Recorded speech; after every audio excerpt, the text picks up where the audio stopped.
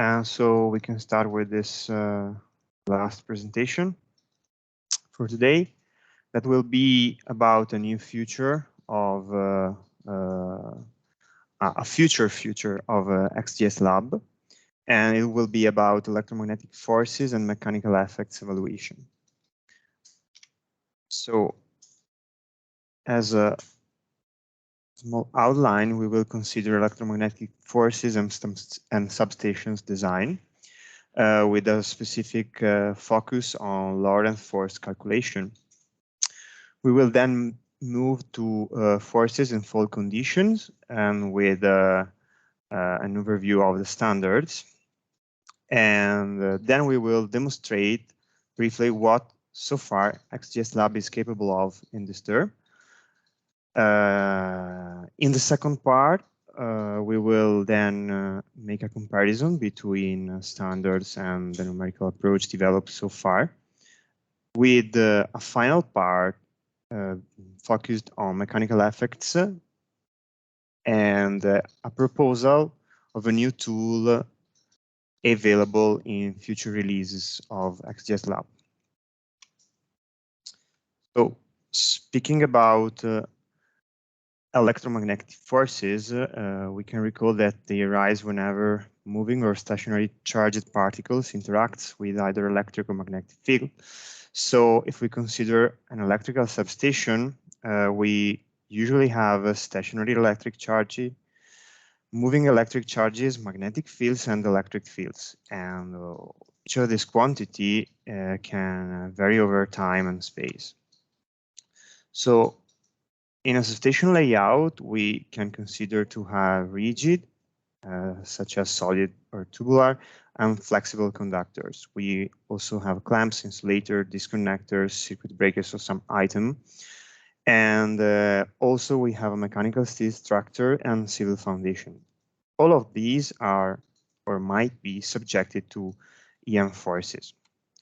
Just a quite popular clip, I guess some of you already know, about the effect of this force during a short circuit that turns to cause, as we will see in a few seconds, the insulator breakdown right now.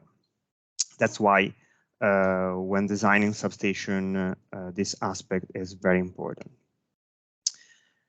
Let's take now a step back and recalling Lorentz force equation, which is composed, or better can be decomposed into two terms. The first one known as Coulomb force, which is linked to electric field, and the other one which is the Laplace force, which is linked to magnetic field. Generally, these two forces are always acting, and their magnitude and balance depends on the source conditions. We will see that in the continuation, conduction currents will have the main role in this respect. If we now consider normal condition, which can be identified as a power system working at its rated current and voltages, we can say that both electric and magnetic force are small if compared to other forces acting, like conductors, dead loads, and wind force. In some conditions, it may also happen that Coulomb force equal Laplace force, so electric and magnetic force are balanced. Generally, this doesn't happen, and one of the two forces exceeds the other. For instance, with some calculation and some analysis, it is possible to say that for two conductors with sinusoidal current and voltages, we have this relation in which we can see that based on the value of current and voltage with respect to characteristic impedance of the transmission line, one of the two forces can exceed the other. If we now focus on fault condition, we recall the last equation, we can see that quite easily, given that currents become much greater than rated current condition, the magnetic force will become more important, And this is the reason for which it will be the focus of the continuation of this presentation. For instance, in three-phase short circuit conditions, this force can easily reach some hundreds of Newton per meter of magnitude. This is a graphical representation of what has been just presented. So we can see that at rated values of current and voltage, the force is quite small and it's basically negligible. Whereas in towards fault condition, force become more and more important and can influence the behavior of our conductor. So if we now focus just on fault condition and we consider the standards, we can say that since magnetic force plays the main role, standards talk about this. For instance, reference standard on these topics can be listed here, and as international standard, we have IEC 6865, which precisely calculate the effects. And as an IEEE standard, we have the Guide for Bus Design in an Insulated Substation, which, by the way, mainly refer to the same international standard that will be the one you read now on. So about the standard, we can say that is about three main topics. There is like the computation of electromagnetic force, calculation of electromagnetic effects when considering rigid conductors like bus bars, and also the same calculation of effects when considering flexible conductors as stranded conductors. So the main idea is that during a fall, this electromagnetic forces arises, causing stresses in the conductors and loads on the mechanical superstructures. In this presentation and in the software, the main focus developed so far was about EM effects on rigid conductor. So we will neglect flexible conductor. If we consider what the standard proposed, we can say that magnetic force is computed and it is assumed that there is just three-phase or line-to-line fault. It is assumed that there are three or two parallel conductors and they are laying on the same plane. We have indefinitely long conductors in the sense that conductors has a distance which is much smaller than their length. And so under this condition, this quite simple equation can be applied with the usage of the peak value of the short circuit current, which will be explained in short and very quickly. And we also have this factor which depends on the short circuit type. We also remark that in case of three-phase fault, only the central conductor force is considered in the standard. Actually, if we consider the curve of the magnetic force during a fault and we resort to Segre 105 work, we can state that the curve is far from being sinusoidal. Indeed, this is the expression, the actual expression in the outer phases or outer conductor, just considering three phases. And this is the force in the inner conductor. And so overall, we have a steady component with a mean value and a 2 omega pulse oscillating value, and then a decaying term. And this is done just considering that the actual pattern of short circuit current. Nevertheless, it is important to notice that nothing is proposed in regards of an actual conductor placing in the 3D space is proposed in this work in the Segre 105. So again, rigid conductors are still considered as parallel, coplanar, and indefinitely long. If we now move to fault condition and we consider forces as simulating in XGSLab, so we can see what we are going to propose in a few months. So our idea is that we can simulate these forces in XGSLab framework, and this feature will be available in both XGSLab FD and time domain modules.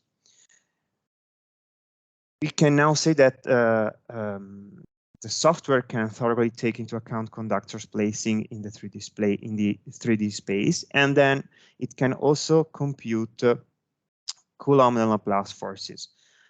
Moreover, actual bus bars or substation layout can be important usually as a DXF file, and then they can be managed, edited, and changed inside the editor.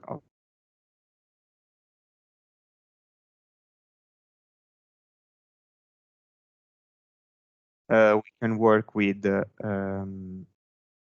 sinusoidal voltage and current sources, and we can also compute forces and mechanical effects with three-phase or line-to-line faults. And all of this is based on already available electromagnetic field and electromagnetic interference post-processing module. So the framework for the input and output is quite similar to, for instance, what has been shown in the previous talk. In regards to time domain module, it is important to say that it accepts transient voltage and current sources, and it is based on FFT decomposition of the input signal. And it is thus useful to study fast transients such as lightning pulses onto thin metallic structure in terms of forces, of course. So in the continuation, we will see two demonstrations in case of a three-phase busbar, which is an ideal situation, of course. And then we will also show a glimpse, let's say, of an HV substation layout example, which is here proposed in 2D and 3D view. So if we now just consider three-phase, we can move to the software, and we can see that it is possible to import the project as it is usually done. We have the data, everything is quite familiar and correspondent to the previous version of the software. So we have a list of sources with the phases, with the three phases, the distance, the number of elements, and we have to set source current, everything just to be brief has already been done. We have plugged a solid circular conductor in this case, and then once we have set all the input data, we can then wait to run the simulation, and we can see here the conductors. Once we have the results, which will be quite quick, we can resort to the results section just to check and apply maybe some scaling if we are working, like in this case, and per unit. So in this case, we are applying a 31.5 kiloamps current. So we check the current.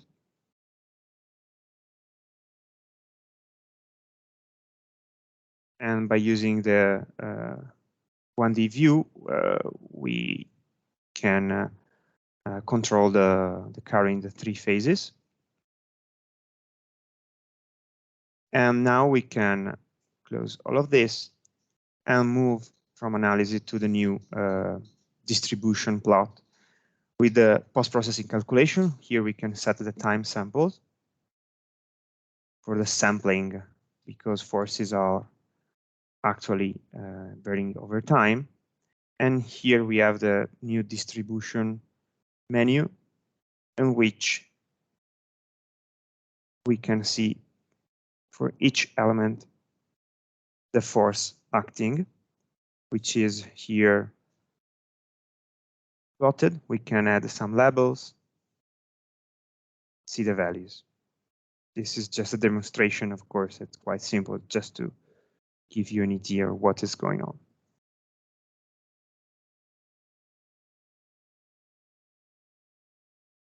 So again, we can also plot each component separately and see the difference in magnitude. And we can also select some single conductors and view a 1D representation. And if we select all, we can plot all the components of the vector. Here we can see the maximum values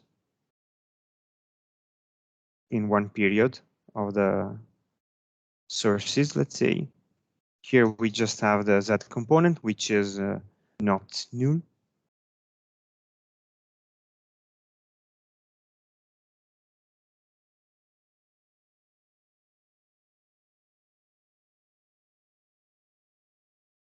Here we are checking the X component, which is almost negligible in this case due to the conductor's direction. And then we can also benefit of this new representation, this new vectorial representation of the forces that can be then be adjusted by checking again the conductor on which we want to represent it. We can see that, as expected, in the inner part it's almost uniform, and then there is a small decrease of this magnitude in the external part of the conductor due to edge effects. And also the outer conductor has the same representation. We can see here that the force is just the maximum peak is just placed on one side of the conductor axis. We can then zoom in and zoom out.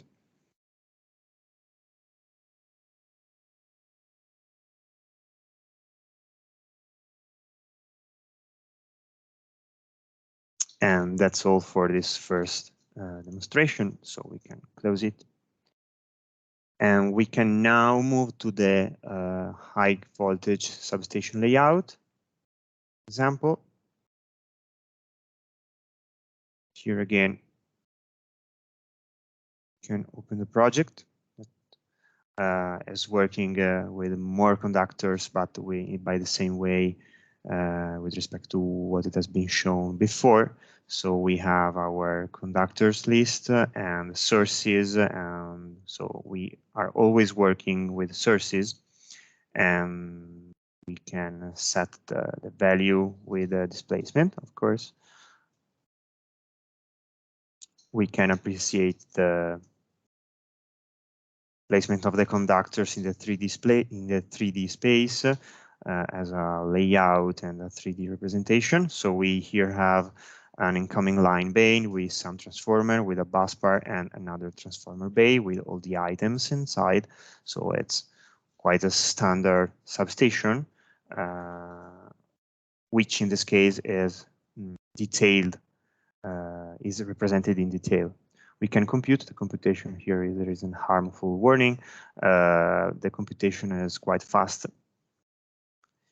And so once again, we can check the current just to show you that the first part, let's say, of the procedure is the same as all the other models and all the other application that can be done by using XGSLab. So we can represent the currents in the conductor and see if it's as expected.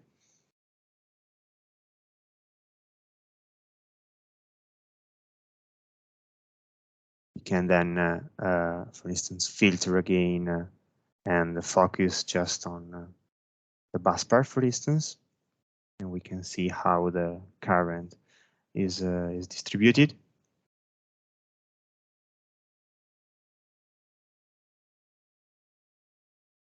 And then once we are okay with this, we can again go to distribution of electromagnetic force. We can change, for instance, the time samples. Again, here we have our post-processing, which is computing the forces in each element barycenter for the conductors. Here there is an overview of the force in the top view and 3D view. We can click again each conductor and see by inspection, let's say, what is going on. Here we can see that each conductor has a subdivision of elements, which is quite important in this case if we want to capture the actual variation of the maximum value of the force.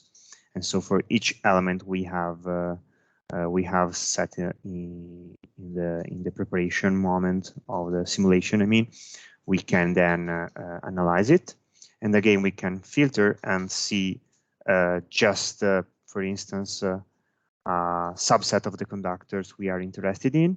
And again, we can see and already notice there is a difference between outer and inner phases, and also we can see the influence, for instance, of the incoming line bay and the other transformer bay, since in the attachment part, let's say, attachment side of the bus bars, there are some edge effects. So here again, the code is able to capture the variation, the actual variation of the magnitude of the force along the conductor. And so many post-processing graphic representation of the phenomenon of the behavior are available. We can select here the same components as before. Here we can notice that it's much more convenient as a procedure, since we can see in an accurate way, and we can notice where there might be some peaks, some unexpected peaks with respect to the flat top of the force.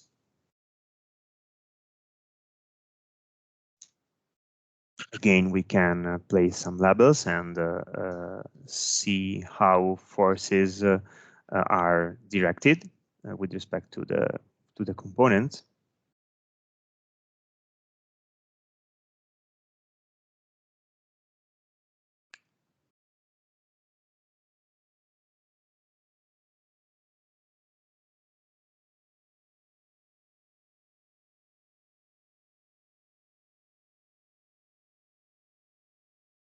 And now again, we can just browse the graph.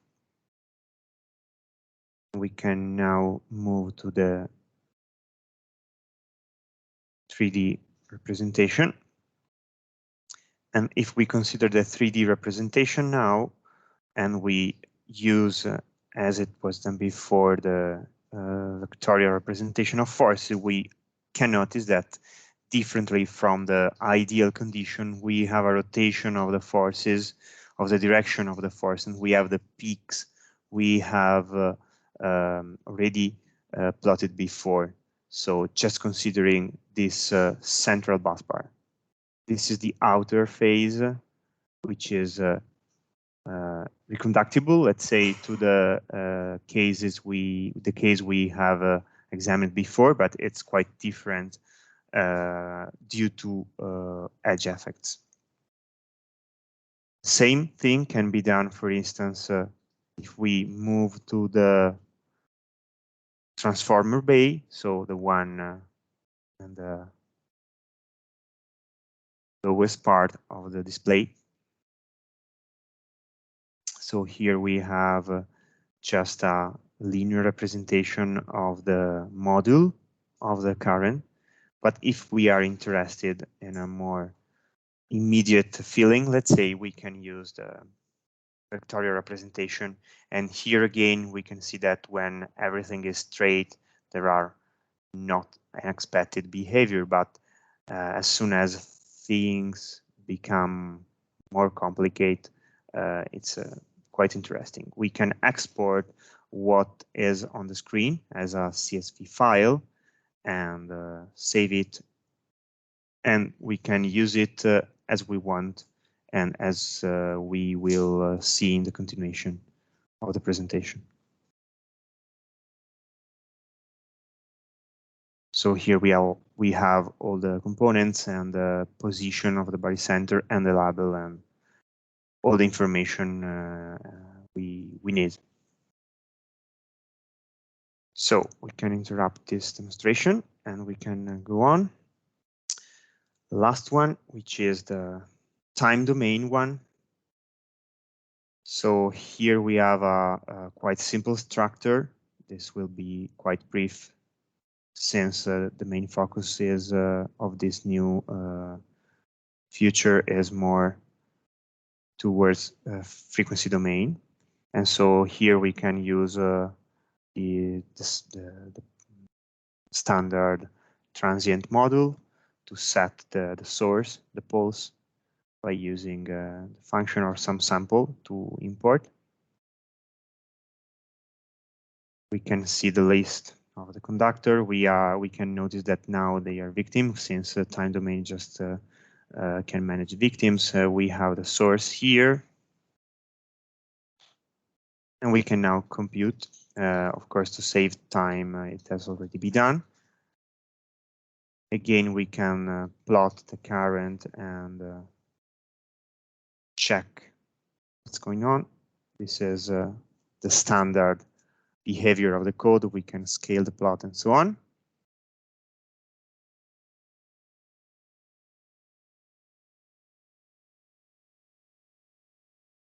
And if we move to the analysis, again, we can now select the component we are interested in.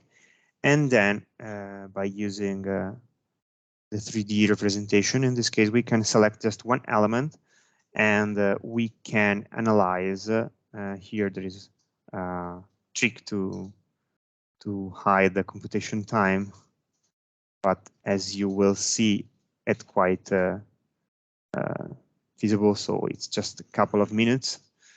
So the post-processing is done on the fly, and we can then plot the force, and we can select the components and plot them on the screen. In this case, we have just the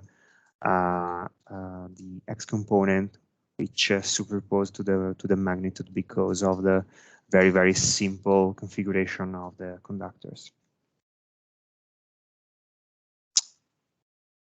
So if we consider what has been done so far, we can say that in the simulation, resultant force is applied to each element by the center, and it changes element by element.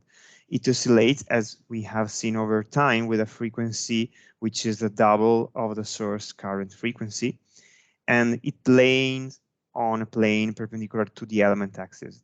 This, for the magnetic force, is rigorous.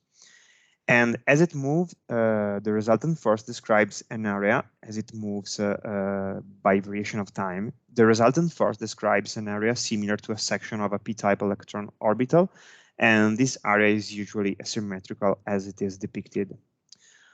So if we compare the computation according to the standard with respect to the software, we can say that resultant force is constant along the conductor in case of the standard approach, and only the force peak value is provided.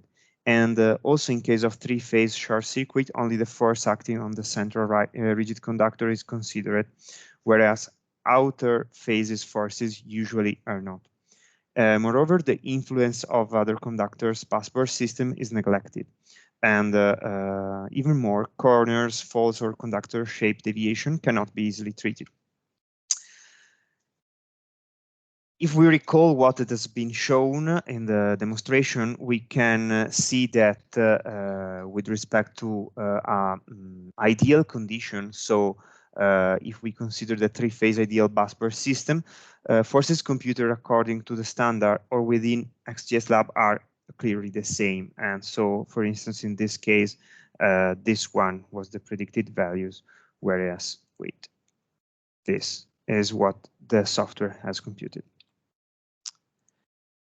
And this is also the vectorial representation, in which we can see here the central part, which reflects very well the standard, let's say, but in the edge side, things are changing. Of course, in a general situation in which conductors influences each other, the standard computed force does not describe reality. As a final step of this presentation, we now switch to mechanical effects computation, which is the most recent future and is still under development. Whereas the other one, so the electromagnetic force, is quite tested and robust. So if we consider mechanical effects, we can say that mechanical effects computation means traducing these forces on rigid conductors into stresses and loads on superstructures. The standards provide a set of closed form formula to that end that can take into account both static and dynamic effects.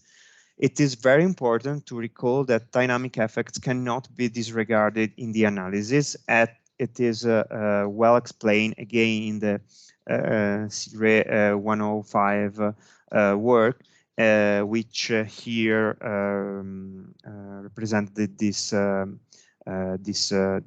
effect in terms of dynamic over static stress ratio for an insulator, in which we can say that accordingly to the natural mechanical frequency of the rigid conductor, the, let's say, effect of the magnetic force can be enhanced or can be reflected into an increase of the final effect of the overall effect.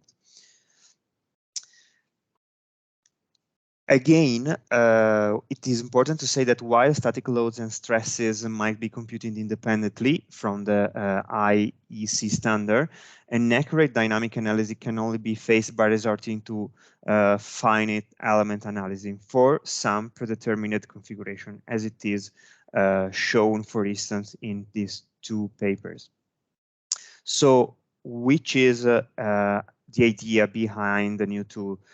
The idea is to provide a reliable tool to compute mechanical effects in a more accurate way.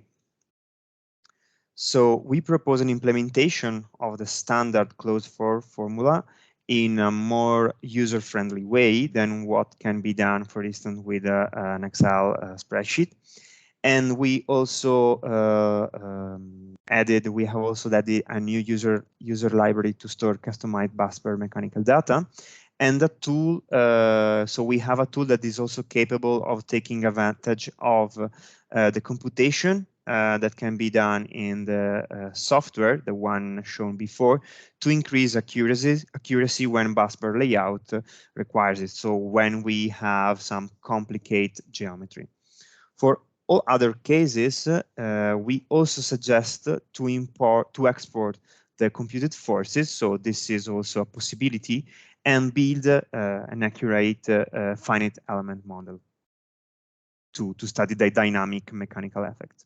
So this is an example, the example of what is under development right now. So we have the tool which can take into account all the parameters of the standard so far.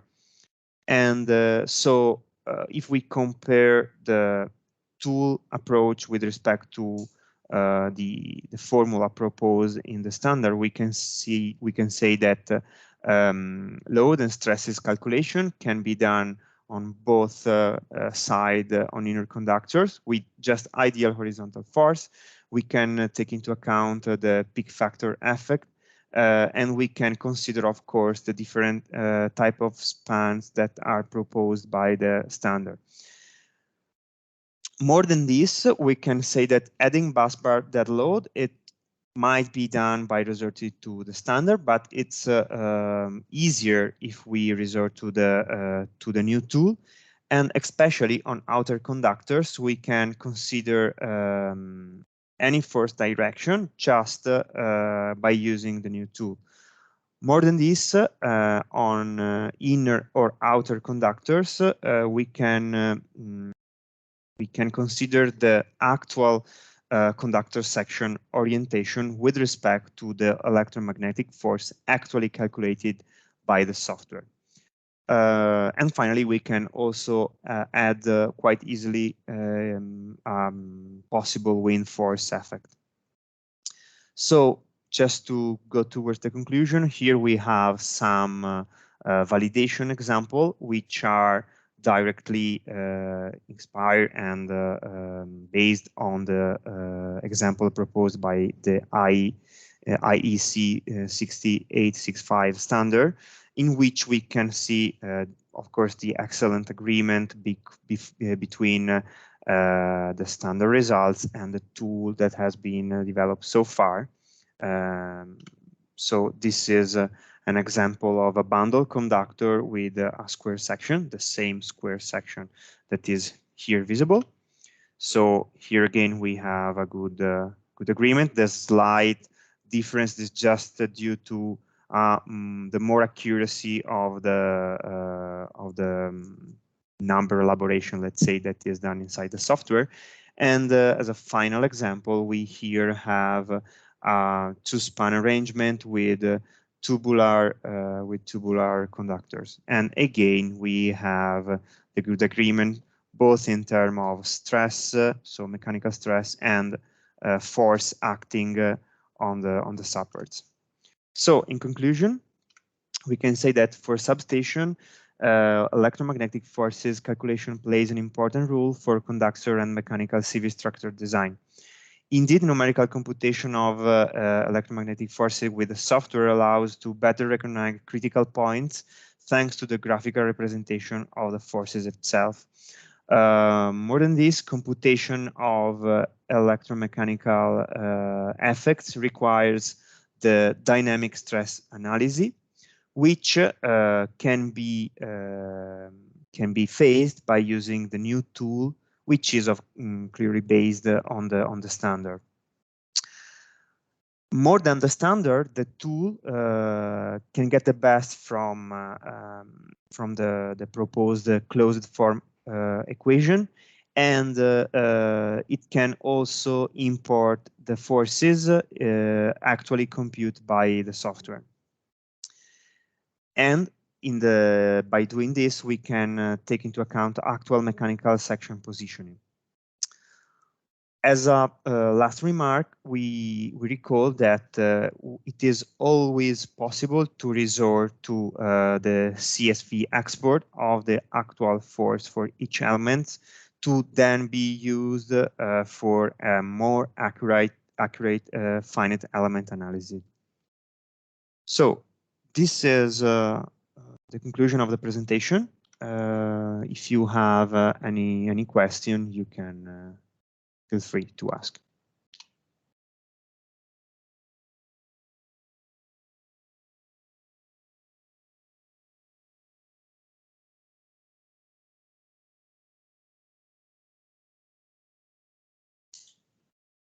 So just to answer to Mr.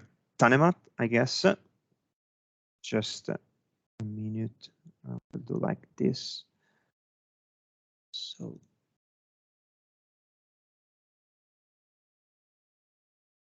Okay. So yes, it's possible to consider different types of fixation. So all the fixation are directly, let's say, are directly imported by the standard. So the table of the standard that I haven't proposed because otherwise the presentation would have been too long. And this is the point. So as far as the drop and pinch force are something, it's something that is linked to flexible wires that just for the sake of time are not included in this first release, let's say. And so we, of course, are thinking and we are aware of all that side, but it will be face it in a future moment of the development of the tool, also based on the user requirements. Of course, this feature can be used to assess the mechanical forces of lightning strike to metallic bodies. Yes, it is possible. Indeed, if you have a lattice tower and you can, for instance, create a more complicated model, which is just an extension of the bifurcation I have shown so far, you can then select each elements of the lattice and then post-process it. And if you have some minutes to wait, then you will see the force and plot all the different direction of the force. I hope I was able to address each question.